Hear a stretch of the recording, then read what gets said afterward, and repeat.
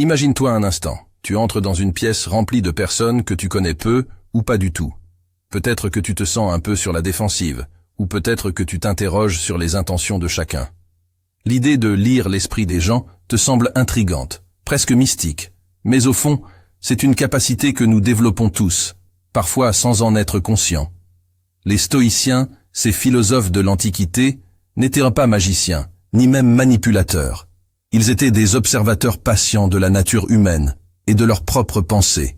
Ils savaient que comprendre l'esprit des autres ne consistait pas à deviner chaque pensée, mais à lire les indices que chacun laisse derrière soi, tout en restant maître de ses propres émotions et jugements. Cela exige de l'empathie, de la patience, et surtout, une profonde compréhension de soi-même. Observer sans juger est une pratique qui demande une grande conscience de soi. Cela paraît simple, mais en réalité, notre esprit a l'habitude de tirer des conclusions rapides et de cataloguer les comportements que l'on observe chez les autres. Nos expériences passées, nos croyances et nos émotions façonnent ces jugements instantanés. Dans le cadre du stoïcisme, l'observation sans jugement est une discipline qui vise à suspendre ce processus automatique pour permettre une lecture plus authentique et ouverte de la réalité. Pourquoi avons-nous des jugements instantanés? Le cerveau humain est fait pour interpréter. Depuis des millénaires, c'est ce mécanisme qui nous a permis de survivre. Détecter une menace, comprendre rapidement les intentions des autres, réagir vite. Nos conclusions intuitives sont le fruit d'un apprentissage millénaire, mais elles sont également influencées par des biais modernes, comme des attentes sociales, des préjugés culturels, ou même des peurs personnelles. Par exemple, si tu as souvent été confronté à des critiques quand quelqu'un croisait les bras face à toi, il est possible que tu associes automatiquement cette posture à une forme de désapprobation. Dans le contexte du stoïcisme, la sagesse consiste à reconnaître ce mécanisme sans en être esclave. Les stoïciens nous rappellent que nous ne pouvons pas contrôler ces premières impressions, mais nous pouvons contrôler notre réaction face à elles. Cela signifie que même si un jugement émerge, on peut choisir de ne pas s'y attacher immédiatement. On observe l'impression naître, on l'identifie comme une simple pensée, puis on la laisse passer sans la nourrir davantage. L'observation sans jugement demande de cultiver une forme de détachement bienveillant. Plutôt que de réagir instantanément à ce que l'on voit ou entend, on laisse simplement la situation se dérouler, un peu comme si on regardait une scène depuis l'extérieur. Cela implique de ralentir le processus mental. Au lieu de chercher un sens immédiat aux gestes et aux mots, on se donne quelques secondes pour juste observer. Ce ralentissement volontaire ouvre une porte à l'objectivité. Chaque fois qu'un jugement surgit, il est ennuyé, elle est agressive. On le reconnaît, puis on le laisse partir, sans nécessairement lui donner du poids. Accueillir la multiplicité des interprétations possibles. Il peut être utile de se rappeler qu'un même geste peut avoir plusieurs significations. Par exemple, les bras croisés peuvent indiquer du froid, de la nervosité, une habitude, ou une simple position confortable. Lorsque nous acceptons cette diversité d'interprétations, nous évitons de réduire les autres à une seule facette, qui souvent reflète plus nos propres insécurités que leur véritable état. Porter attention aux détails, sans en tirer de conclusions hâtives. Observer sans juger signifie aussi être attentif aux éléments, sans forcément les assembler pour construire un récit. Regarde la posture, l'intonation, les expressions du visage, mais sans tenter de deviner ce que cela signifie. C'est comme si tu notais des faits de manière neutre, sans chercher à leur donner un sens précis immédiatement. En observant sans juger, on crée un espace de patience et de compréhension où l'autre peut se révéler sans être contraint par nos attentes. Cet espace est important pour plusieurs raisons. Il diminue le stress et les malentendus. Lorsque nous arrêtons d'interpréter chaque comportement comme une critique ou une menace personnelle, nous réduisons considérablement nos propres tensions. Beaucoup de conflits et de ressentiments naissent de malentendus basés sur des interprétations erronées. Par exemple, imaginer qu'un collègue est peu intéressé parce qu'il croise les bras peut mener à de la frustration, alors qu'il n'y a peut-être aucun fondement à cette hypothèse. Il permet à l'autre de se dévoiler naturellement. Lorsque nous suspendons notre jugement, les gens se sentent plus libres d'être eux-mêmes. Ils perçoivent cette absence de pression et se sentent compris sans être réduits à des étiquettes. C'est un des grands principes de la communication bienveillante. Lorsque nous cessons de projeter nos propres attentes, l'autre peut se révéler sans filtre. Il développe la maîtrise de soi. Observer sans juger est un exercice qui renforce notre propre maîtrise intérieure. C'est une discipline qui demande de la vigilance et de l'autodiscipline. En prenant conscience de nos propres jugements, nous apprenons aussi à nous détacher de nos pensées automatiques, à ne plus être leurs prisonniers. Les stoïciens avaient des pratiques pour renforcer cette attitude de neutralité. Voici un exercice simple que tu peux essayer dans des situations du quotidien. Lorsque tu es dans une conversation, imagine-toi comme un spectateur silencieux, comme si tu observais la scène depuis une position externe. Regarde l'autre personne sans chercher à analyser ses intentions. Note intérieurement ses gestes, le ton de sa voix, mais sans leur attribuer de signification. L'idée est de simplement être présent, sans projection, sans réaction immédiate. Avec le temps, tu verras que cette attitude apporte une forme de clarté apaisante. Elle libère l'esprit des interprétations précipitées et laisse place à une compréhension plus profonde. Observer sans juger, c'est finalement permettre à la réalité de se montrer telle qu'elle est, sans être déformée par nos filtres. C'est une compétence qui non seulement enrichit nos relations, mais nous aide aussi à mieux nous comprendre nous-mêmes, en nous libérant des interprétations automatiques. Voir derrière les mots et les gestes, c'est s'ouvrir à la profondeur d'une communication qui va au-delà de ce qui est explicitement exprimé. C'est une compétence qui demande de l'attention, de la patience et une conscience affûtée, car souvent, les gens disent bien plus par leur silence, leurs inflexions de voix et leurs mouvements que par leurs paroles. Les stoïciens, eux, avaient compris l'importance de cette observation attentive. Pour eux, chaque interaction pouvait être l'occasion d'observer la complexité humaine, sans pour autant se précipiter vers une interprétation rigide. Les mots prononcés ne représentent souvent qu'une fraction de ce qu'une personne veut vraiment dire. Derrière une phrase banale, un sourire, un regard, il peut se cacher des émotions contradictoires, des peurs ou des doutes. La capacité de voir derrière les mots consiste à capter ces indices subtils pour percevoir la vérité émotionnelle, sans jugement et avec bienveillance. Imagine que quelqu'un te dise « ça va ». À première vue, c'est une réponse simple. Mais le ton de la voix, l'attitude corporelle, la façon dont la personne détourne ou soutient ton regard, tout cela peut indiquer une réalité plus nuancée. Si sa voix est faible, ou si elle semble regarder ailleurs, peut-être qu'elle cache une peine ou une inquiétude. Un stoïcien va noter ces détails sans précipiter une conclusion. Il va se dire « Elle dit que ça va, mais il y a peut-être autre chose ». Cette ouverture permet à l'autre personne de se sentir vue sans se sentir exposée. Tout comme les silences, ce qui est omis dans une conversation peut être révélateur. Quand quelqu'un parle de ses réussites, mais évite soigneusement certains aspects de sa vie, cela peut indiquer des zones de malaise ou de souffrance. Une personne qui mentionne constamment son travail mais jamais sa vie personnelle, par exemple, peut chercher à masquer des difficultés. Les stoïciens savaient qu'observer ces absences pouvait en dire long sur ce qui est important ou douloureux pour l'autre. Encore une fois, il ne s'agit pas de combler ces manques par des suppositions. Voir derrière les mots, c'est d'abord accepter l'incomplétude de la communication humaine. C'est se dire que chaque conversation est un puzzle partiel, et que c'est dans cette partielle compréhension que l'on peut commencer à toucher la vérité de l'autre, sans chercher à tout savoir ni tout deviner. Pour voir réellement derrière les mots et les gestes, il est crucial de suspendre notre propre discours intérieur. Trop souvent, lorsque l'autre parle, nous pensons déjà à notre réponse, ou nous anticipons ce qu'il va dire.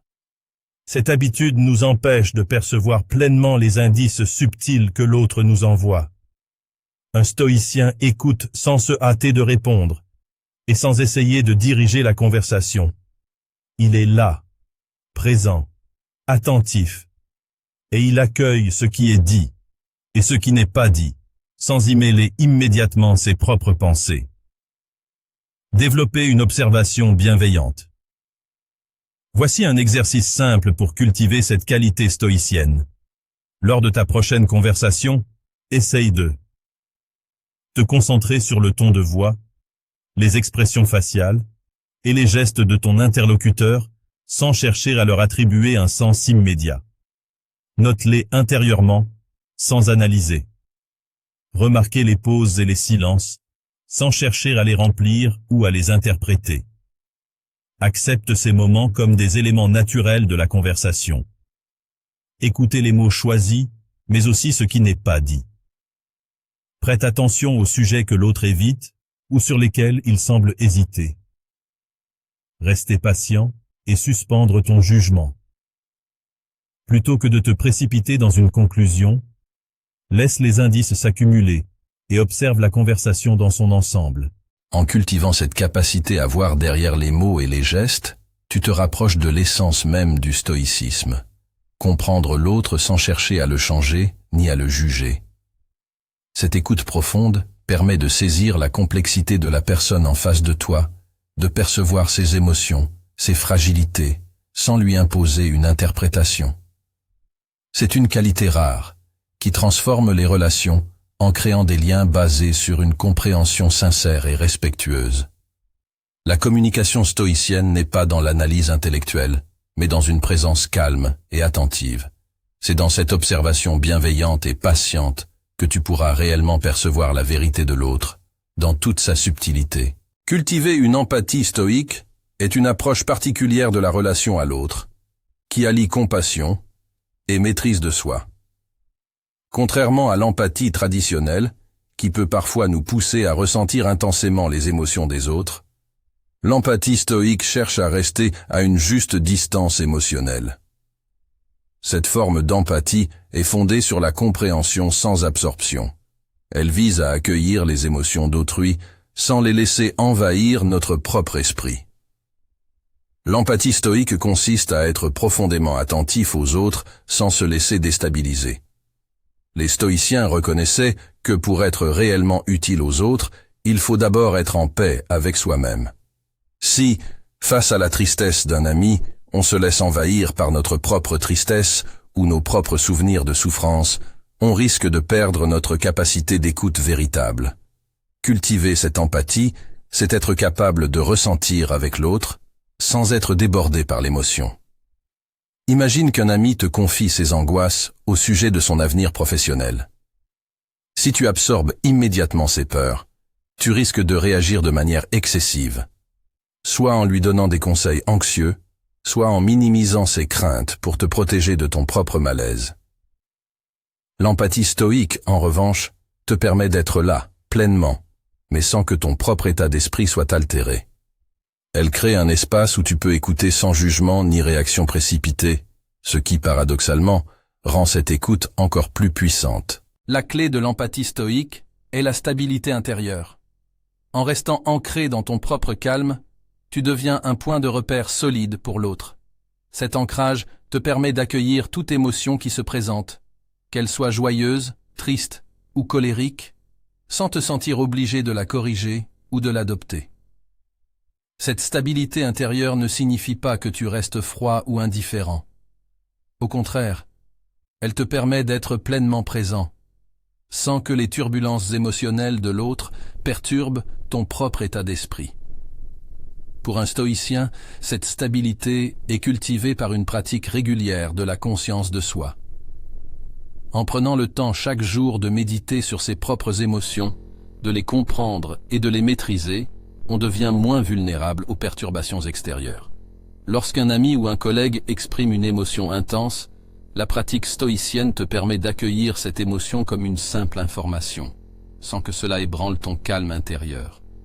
En quelque sorte, tu deviens un miroir apaisant pour l'autre, dans lequel il peut se voir sans crainte d'être jugé ou rejeté. Dans notre société, il est fréquent de réagir spontanément lorsqu'on écoute quelqu'un exprimer une émotion forte. On pense qu'il faut rapidement répondre, conseiller ou rassurer. Pourtant, les stoïciens nous apprennent que le silence et l'écoute passive sont parfois les formes d'empathie les plus puissantes. En restant silencieux, sans chercher à apporter de solution immédiate, tu offres à l'autre un espace où il peut explorer ses propres émotions. Cette attitude demande de la patience et de l'humilité, car souvent, nous sommes tentés de donner des conseils pour montrer notre soutien. Cependant, lorsque tu écoutes sans intervenir, tu montres une forme de respect pour l'autonomie émotionnelle de l'autre. Tu lui laisses la possibilité de trouver ses propres réponses, de puiser dans sa propre force intérieure, plutôt que de lui imposer ton point de vue. Cet espace de liberté est précieux. Il montre que tu es là pour comprendre, non pour contrôler. Un des piliers de l'empathie stoïque est l'absence de jugement et de réaction instinctive. Parfois, lorsqu'on écoute les difficultés d'autrui, on peut avoir des jugements intérieurs ou ressentir le besoin de réagir pour défendre une opinion, corriger une perception, ou même réfuter l'émotion de l'autre si elle nous met mal à l'aise. Ces réactions viennent souvent de nos propres insécurités ou expériences passées, et elles peuvent couper l'élan de sincérité chez l'autre. L'empathie stoïque invite à suspendre tout jugement et à rester dans une position d'ouverture.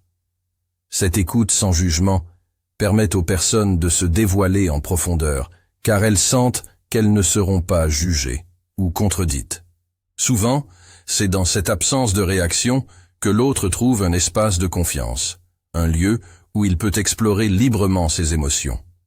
Cette qualité d'écoute est rare, mais elle a un pouvoir apaisant et révélateur.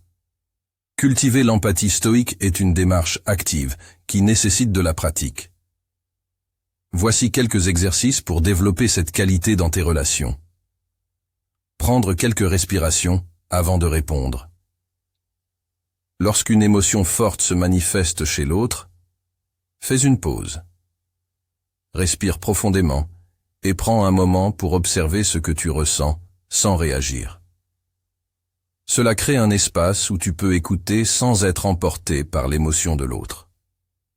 Observer tes propres émotions en écoutant. Pendant que tu écoutes quelqu'un, note intérieurement les émotions qui surgissent en toi. Peut-être ressens-tu de la tristesse, de la frustration ou même de l'agacement. Plutôt que de réagir, observe ces émotions en silence. Cette observation détachée t'aidera à ne pas laisser ces émotions interférer avec ton écoute. Posez des questions ouvertes. Plutôt que de donner des conseils ou des solutions, pose des questions qui encouragent l'autre à exprimer davantage ce qu'il ressent. Par exemple, comment est-ce que ça te fait sentir? Ou, qu'est-ce qui te semble le plus difficile dans cette situation? Ces questions montrent que tu es là pour comprendre, non pour diriger. Pratiquez le détachement émotionnel bienveillant. Lorsque tu écoutes une personne en détresse, rappelle-toi que tu es un point d'ancrage pour elle, et que ta présence calme peut être plus bénéfique que de te laisser emporter par ses émotions. Visualise-toi comme une ancre dans la tempête, stable et sereine, capable d'accueillir les vagues sans les absorber.